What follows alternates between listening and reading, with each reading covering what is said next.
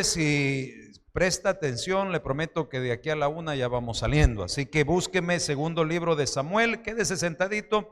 Vamos a tratar de no tomarle mucho tiempo extra.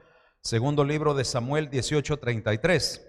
Sin embargo, esto es lo principal en toda celebración, siempre es la palabra del Señor.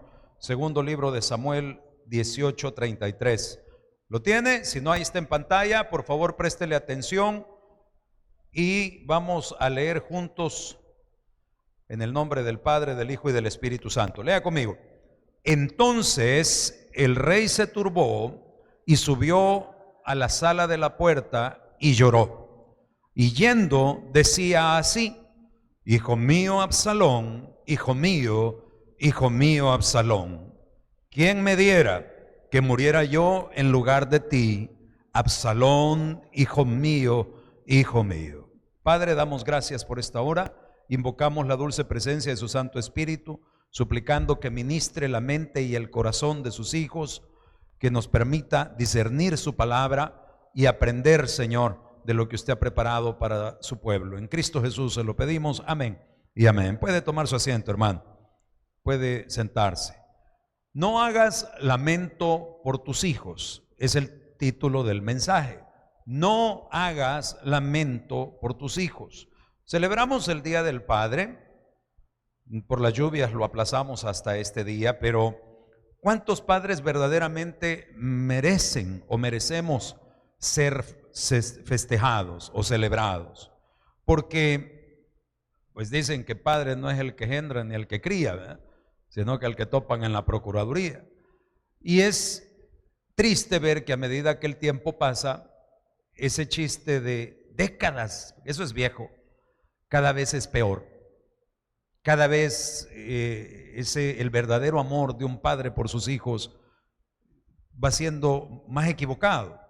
O creemos que amar a nuestros hijos es darles todo, o creemos que es enseñarles a hacer lo malo porque, no, yo a mi hijo le tengo que enseñar a que no sea tonto, ¿verdad?, a que él pues aproveche y que no sea ningún lento.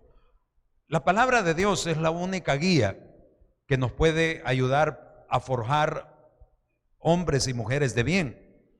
Pero ¿cómo hacerlo en una época donde muchas veces los padres no queremos entender que las decisiones que estamos tomando o la manera que estamos creando a nuestros hijos nos van a llevar probablemente a vivir un momento de lamentación como lo vivió el gran rey David? Es irónico encontrar este texto del segundo libro de Samuel 18:33 que habla de aquel gran hombre que fue identificado en la Sagrada Escritura como un hombre de tanta fe. ¿Cuántos habían oído hablar del rey David, hermanos? ¿Qué es lo icónico, lo que identifica a David cuando él enfrentó a Goliat? ¿Se acuerda?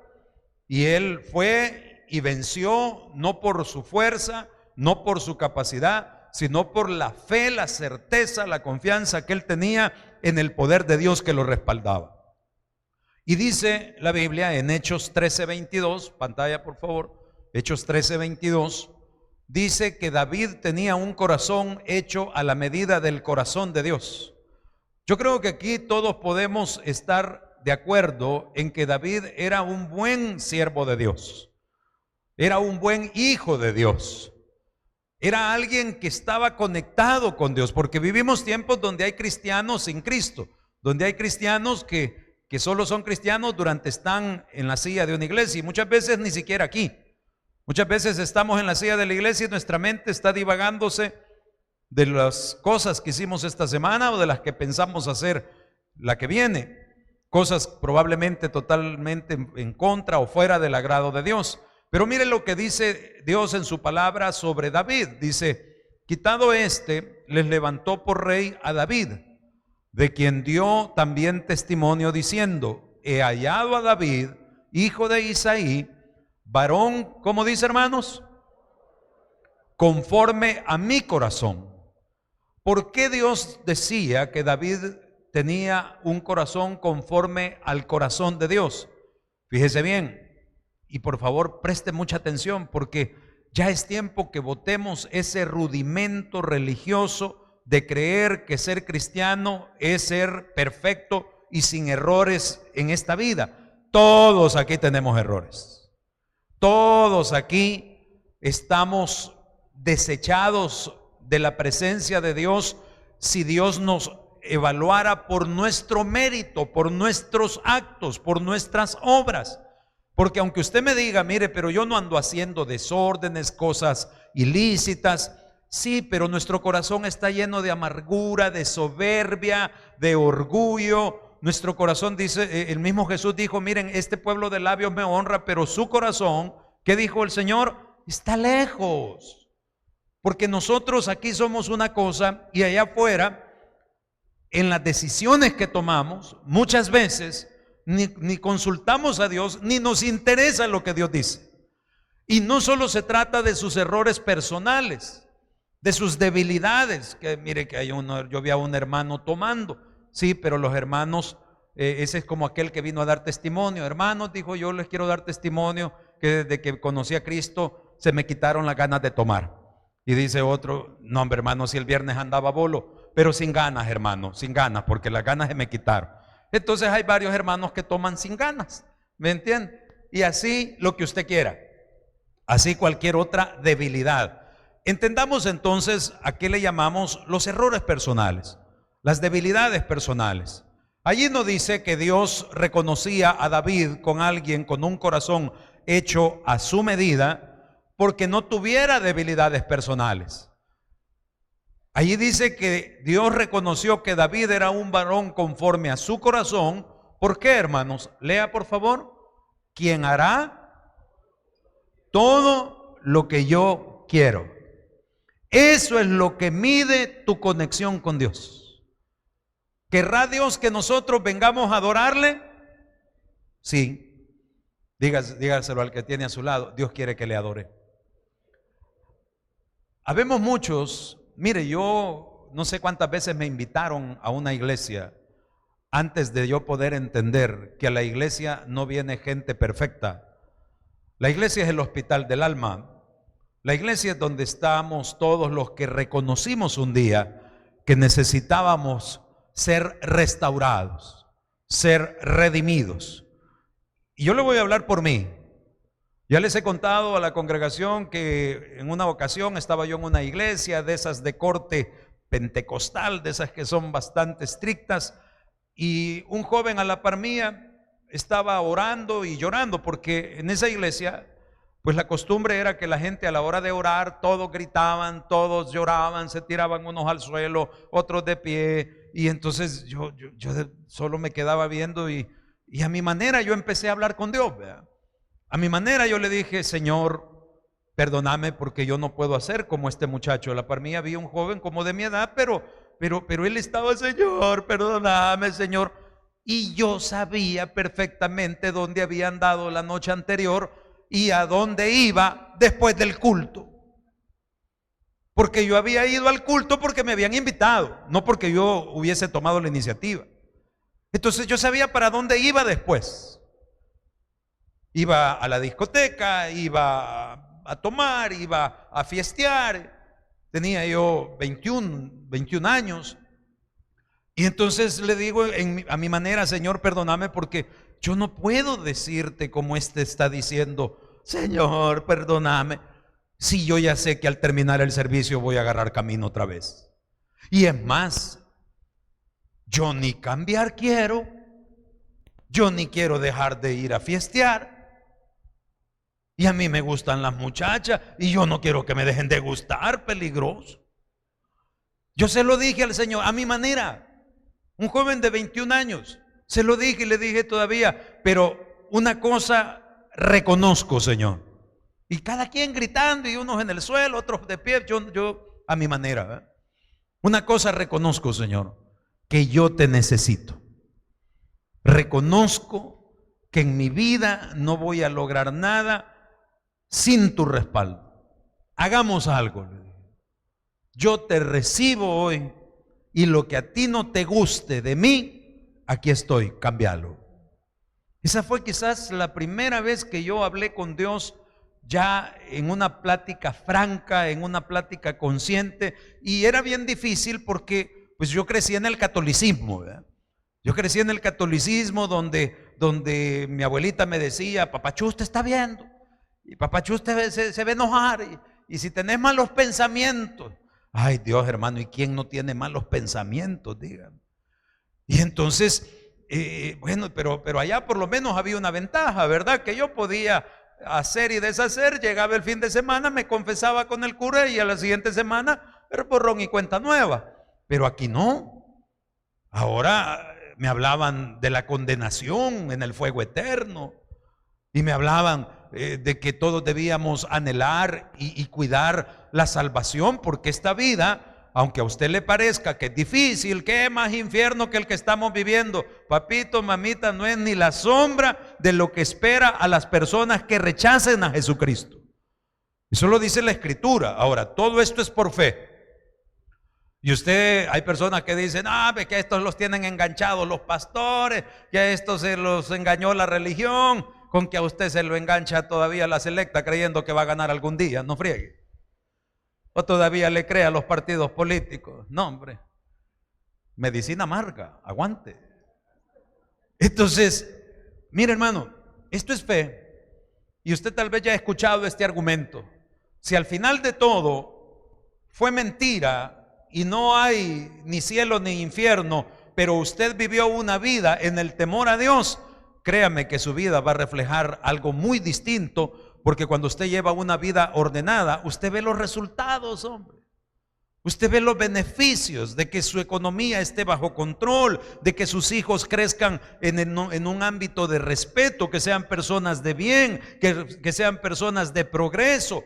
¿Por qué? Porque aquí estamos hoy conmemorando el Día del Padre, y muchos que no acostumbran venir el domingo a la iglesia, al menos acá, pues están ahora por razón de la celebración del Día del Padre. Les quiero contar de un papá que dice la Biblia que tenía un corazón a la medida del corazón de Dios, el rey David, pero como papá era un fracaso. Como papá, David era un hombre derrotado.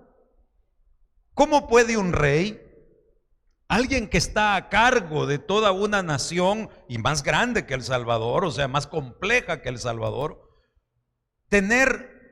¿sabía usted que de acuerdo a un texto, ya se lo voy a mostrar, David andaba ahí como por 8 esposas y 10 amantes? Yo creo que era quizás de por estos lados, vea.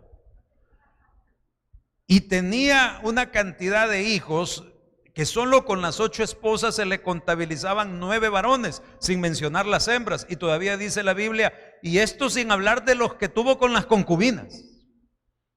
¿Y a qué hora iba a cuidar de sus hijos? ¿A qué hora les iba a instruir como la palabra de Dios manda? Ahora le pregunto algo que a mí me parece todavía más increíble y más chocante, más impresionante. Ok, si David era tan mal esposo, porque, a ver, ¿cuántas esposas aquí aman a sus esposos? Díganme un fuerte amén. ¿Amaría usted a su esposo y a sus otras 8 esposas?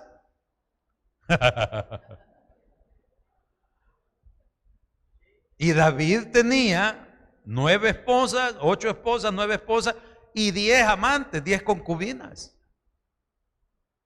Entonces, ¿cómo es posible que diga la Escritura que David era un gran siervo de Dios?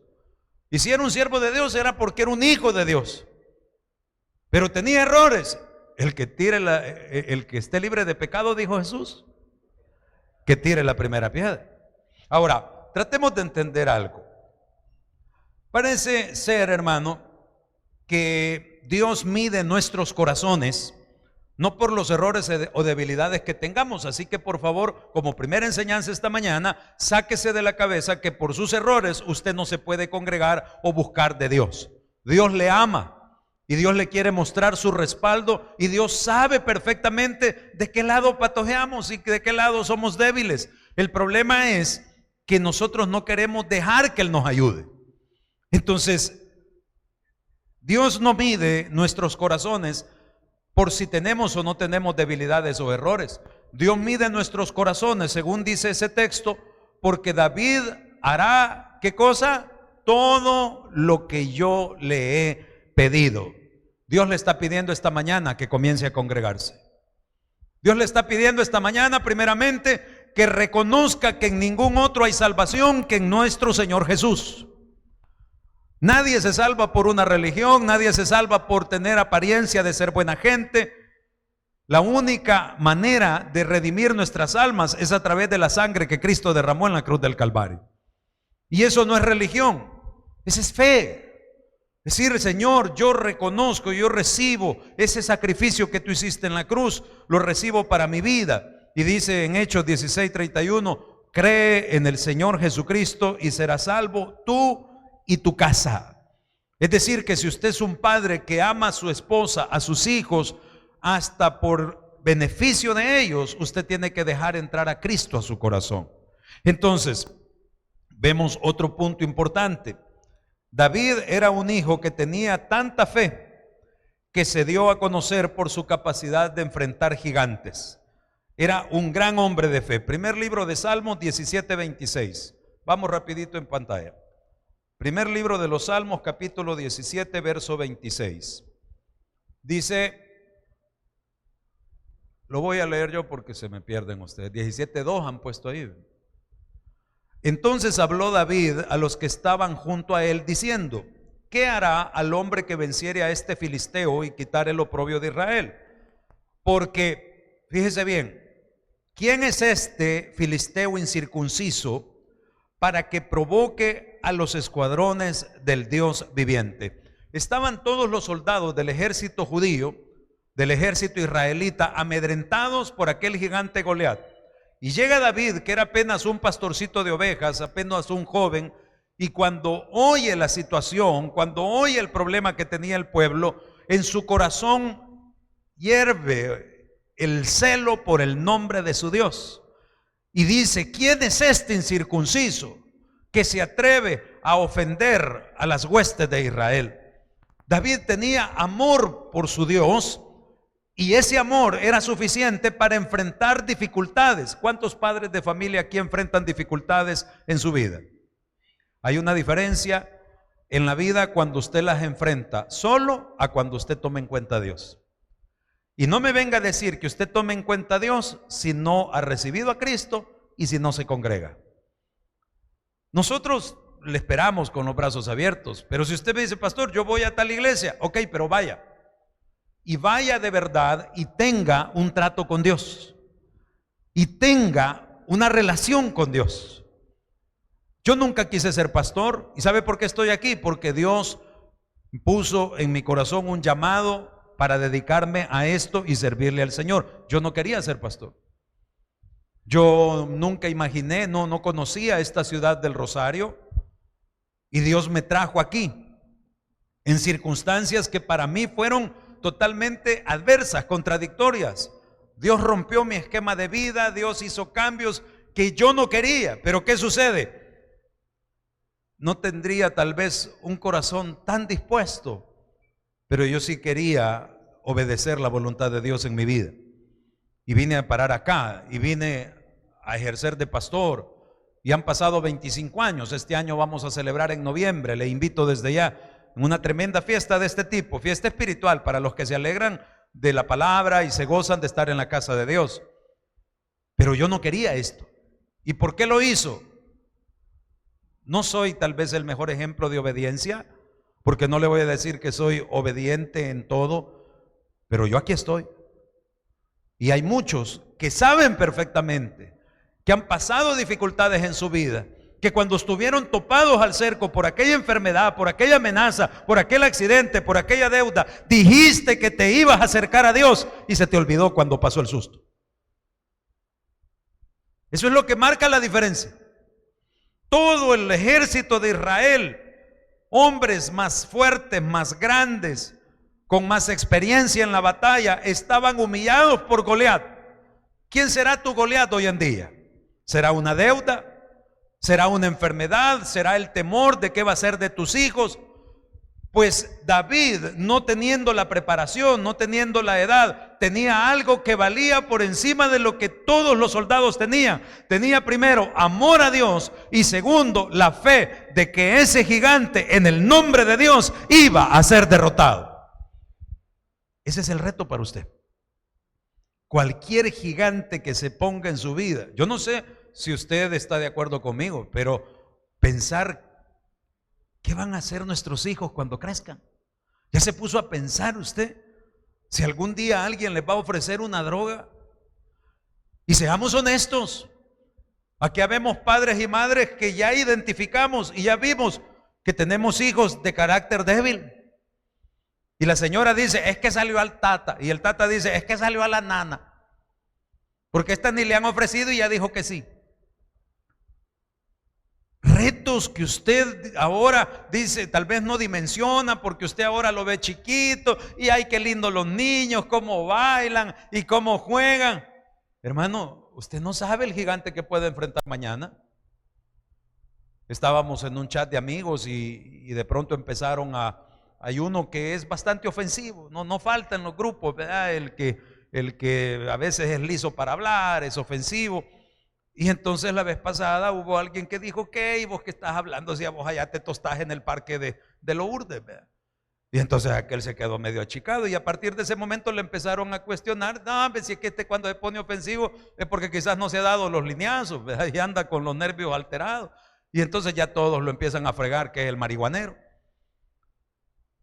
Y yo me quedé pensando cuando estaba armando este sermón, qué duro debe ser para un padre que no cayó en eso, el querer ayudar a su hijo y saber que es un gigante que no lo suelta. Pero si tú eres un padre, que eres tú quien ha traído la droga a la casa, pues entonces desde ya deberías de pensar en tu hijo o en tu hija bien tostados, porque eres tú quien está llamando a ese gigante a que venga a humillar a todo lo que Dios te ha dado. Mis amados hermanos, ¿cuántos de nosotros deberíamos verdaderamente ser homenajeados? Merecemos verdaderamente, porque me acuerdo que una vez estábamos con un amigo y el papá andaba bien bolo. Y entonces era de aquellos señores que ya bolos les agarra, le ponen locos, empiezan a quererle pegar a la señora. Y los hijos ya estaban grandes. Y los hijos eran bastante dóciles, bastante respetuosos. Y que mi papá anda bolo. Mira, anda a comprarle una botella para que se esté quieto. Y la cosa es que al señor le había agarrado clavazón, estaba enllavado en que qué ingratitud y que estos mis hijos, puchica, que no me respetan. Pero el señor estaba con esa locura de la gran violencia que andaba. ¿Quién no respeta a quién? ¿Eran los hijos los que no respetaban al Señor porque no le consentían su vicio? ¿O era ese señor el que no respetó a sus hijos, que desde la infancia les dio el mal ejemplo de verlo alcoholizado? ¡Qué amor a Dios! El amor a Dios y el temor a Dios no es algo que se viva dentro de las paredes de un templo. Aquí venimos a recibir instrucción y palabra para que usted cuando vaya a su casa, allá evalúe lo que quiere heredar verdaderamente a sus hijos. Pero un buen padre va a buscar heredar a sus hijos el temor a Dios, hermano. Y no por lo que usted le diga, sino por lo que usted le demuestre con hechos, sino por lo que sus hijos lo vean a usted hacer. Hermanos, una persona que desde joven enfrenta retos gigantes de la mano de Dios, claro que va a llegar lejos en la vida. David llegó a ser rey de Israel. Vaya conmigo a segundo de Samuel capítulo 7, vamos a leer del verso 8 al 16. Segundo de Samuel 7 del 8 al 16. Se lo leo por razón del tiempo. Ahora pues dirás así a mi siervo David: así ha dicho Jehová de los ejércitos: yo te tomé del redil de detrás de las ovejas para que fueses príncipe sobre mi pueblo, sobre Israel. Verso 9. Y he estado contigo en todo cuanto has andado. ¿Cuántos aquí reconocemos que Dios hasta aquí nos ha sostenido? Dice luego, vea por favor: y delante de ti he destruido a todos tus enemigos y te he dado nombre grande como el nombre de los grandes que hay en la tierra. Verso 10. Además yo fijaré lugar a mi pueblo Israel y lo plantaré para que habite en su lugar y nunca más sea removido, ni los inicuos le aflijan más como al principio. Usted podrá estar pensando ahorita, ¿y qué tiene que ver conmigo? Lo que Dios le prometió a David que iba a hacer con su pueblo. A mí me enseñó mi pastor que en todas las promesas de la Biblia, principalmente en el Antiguo Testamento, usted podía cambiar el nombre del personaje y poner el suyo. ¿Cuántos creen que Dios tiene promesas para sus hijos, pero promesas que sí se cumplen? ¿Sabe quién es su pueblo? Es su familia. Son los que dependen de usted. Son las personas que ahora tal vez los vemos pequeñitos, graciositos, pero que mañana van a necesitar a un papá o a una mamá que sean como David, que a pesar de sus errores tenían un corazón afirmado en Dios. Tenían un corazón que sabían perfectamente que cualquier Goliat que se enfrentara iba a ser derrotado en el nombre de Jehová de los ejércitos. Entonces, de eso se trata el mensaje esta mañana. Dice el verso 10, verso 11: desde el día en que puse jueces sobre mi pueblo Israel, y a ti, dice, te daré descanso de tus enemigos, asimismo Jehová te hace saber que él te hará casa. Verso 12: cuando tus días sean cumplidos y duermas con tus padres, yo te levantaré después de ti a uno de tu linaje, el cual procederá de tus entrañas, y afirmaré su reino. Dios le dio promesa a David sobre uno de sus hijos, a pesar que David no era buen padre. Pero ¿sabe algo? Dios es buen padre. Dios es nuestro Padre Celestial. Y esa es la conveniencia de la que hoy le quiero invitar a que usted se conecte, de buscar de Dios, buscar a Dios de verdad, de corazón, no solo un día en el mes o en el año, sino darle un ejemplo a sus hijos de las ventajas que hay en su casa cuando usted depende de la mano de su Padre Celestial. Dice verso 13: él edificará casa a mi nombre, yo afirmaré para siempre su trono de su reino. Yo le seré a él por padre y él me será a mí por hijo. Y si él hiciere mal, yo le castigaré con vara de hombres, con azotes de hijos de hombres. ¿Sabe usted que Dios a quien toma por hijo disciplina? Pero Dios le ama por sobre todas las cosas. Ningún padre mataría a uno de sus hijos por un error que cometa. Así que quítese ya de la cabeza que Dios es un viejito bien bravo que es capaz hasta de matarnos cuando pecamos. ¿Sabe qué se hace cuando usted reconoce sus pecados? Deje que Cristo los lave con su preciosa sangre. Porque dice la Biblia que cuando abundó el pecado, sobreabundó la gracia. La sangre de Cristo nos limpia de todo pecado. La diferencia es, ¿está usted en Cristo o no lo está? Dice luego, vea por favor el verso 15: pero mi misericordia no se apartará de él, como la aparté de Saúl, al cual quité de delante de ti. ¿Sabe por qué Dios sí quitó a Saúl? Porque Saúl apartó su corazón de la adoración a Dios. Saúl creía, el rey Saúl fue el primer rey del pueblo de Israel, y Saúl creía que él era el campeón, que él era autosuficiente. ¿Sabe a qué colmo llegó Saúl? Que cuando estaban por hacer un culto, se cansó de esperar que llegara el pastor y dijo: no hombre, dijo, yo voy a hacer el holocausto, yo voy a predicar, como aquellos políticos que llegan a las iglesias y creen que son predicadores y no tienen a Dios en su corazón ni temor de su nombre. Pero no critique al político o al pastor. ¿Cómo es su corazón? ¿Es su corazón un corazón al menos temeroso de Dios? ¿O en su corazón usted cree que no necesita a Dios? Porque a mí me encanta la promesa que Dios le dio a David en relación a su hijo. Y le dijo que nunca faltaría rey de su linaje en el trono de Israel, porque de la descendencia de David llegamos hasta Jesús, quien es Rey de reyes y Señor de señores. ¿Cuántos quieren bendiciones de Dios para sus hijos? Conéctese con el Señor. Busque de corazón a Dios. Pastor, pero es que usted no sabe, yo en mis negocios, la vez pasada vino un hermano que me dijo: pastor, yo en mi negocio vendo cerveza, ¿verdad? Ah, pues deme la más barata, le dije yo, ¿verdad? No, tampoco. Entonces, el hermano le dijo: usted conéctese con el Señor y Dios le va a ir poniendo en el camino. Mira, hermano, en buen salvadoreño no nos demos paja, ¿verdad? Usted sabe perfectamente por qué no quiere venir al Señor. O es por sus pandeadas, o es por su soberbia, o es por su amargura. Yo le hago un reto esta mañana, por amor a sus hijos, para ver si usted verdaderamente ama a sus hijos.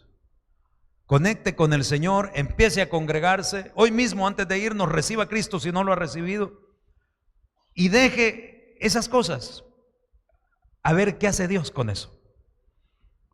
El que tiene una movida, un negocio ilícito, no le estoy diciendo reciba a Cristo y mañana vaya y desbarátelo todo, porque usted dirá, no es tan fácil. Yo solo le puedo decir, ¿hay algo imposible para Dios? Pruebe a Dios. Pruebe a Dios. Hay algunos que más absurdamente no se pueden conectar con el Señor porque no tengo tiempo. Es que mi trabajo, es que tengo tantas cosas que atender. Dígaselo al que esté enterrado 3 metros bajo tierra allá en el cementerio.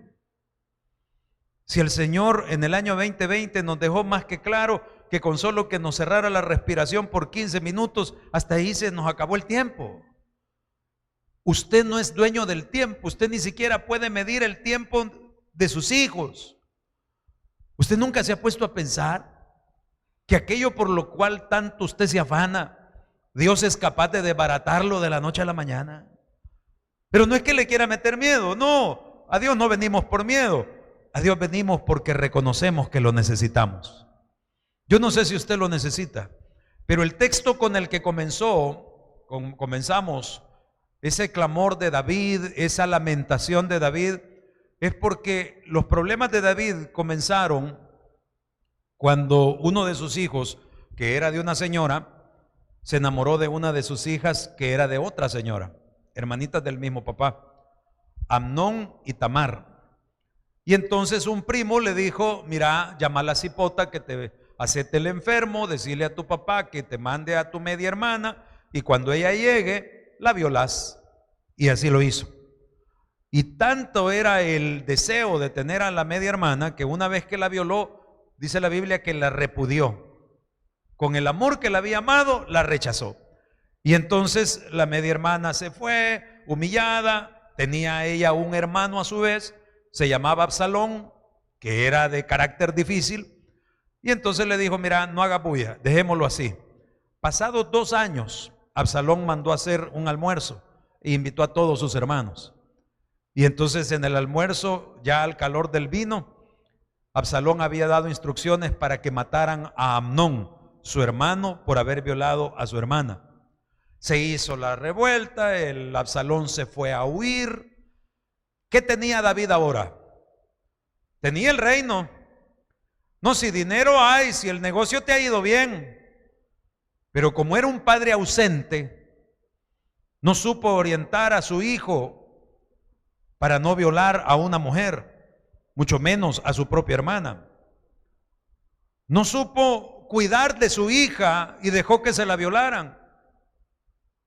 No supo mantener el equilibrio en la relación de los hermanos de diferente mamá y se terminaron matando.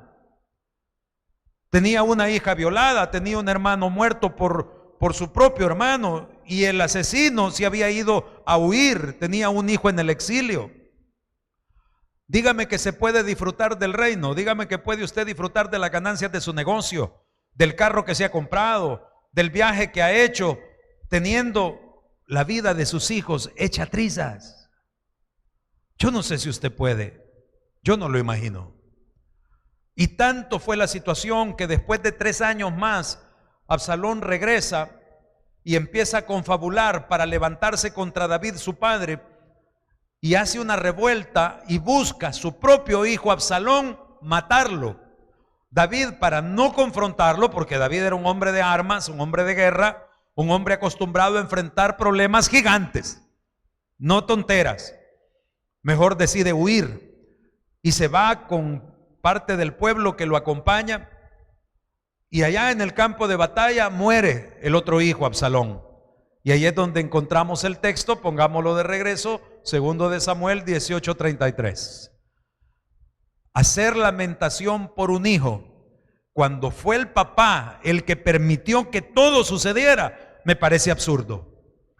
Estarse lamentando después de las consecuencias de haber sido un padre ausente, de no haber cuidado de instruir a los tuyos, principalmente de haberte apartado de Dios. Ya se dio cuenta que alejado de Dios su hogar no está bien. Algunos dirán: pastor, si aquí estamos en la iglesia y tengo dificultades, ¿qué crees que te está esperando si te sales de la iglesia? ¿Qué crees que te está esperando si te alejas de Dios? Cuando Cristo mismo dijo: apartados de mí nada podéis hacer.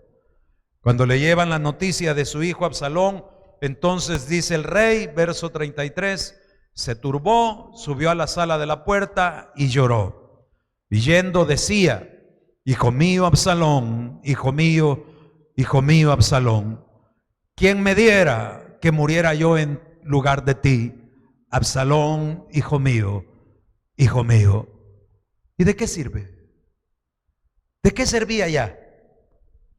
Mis hermanos, es importante entender algo. Nuestro Padre Celestial, a quien honramos hoy, sacrificó a su propio Hijo para que usted y sus hijos no tengan que sufrir en esta vida, porque Él ha venido para que tengamos vida y la tengamos en abundancia. De nada sirven las lamentaciones, ni por el presente ni por el futuro de sus hijos. Reciba a Cristo y será salvo tú y tu casa. Dele fuerte el aplauso al Señor, por favor. Gracias, Señor Jesús. Pedimos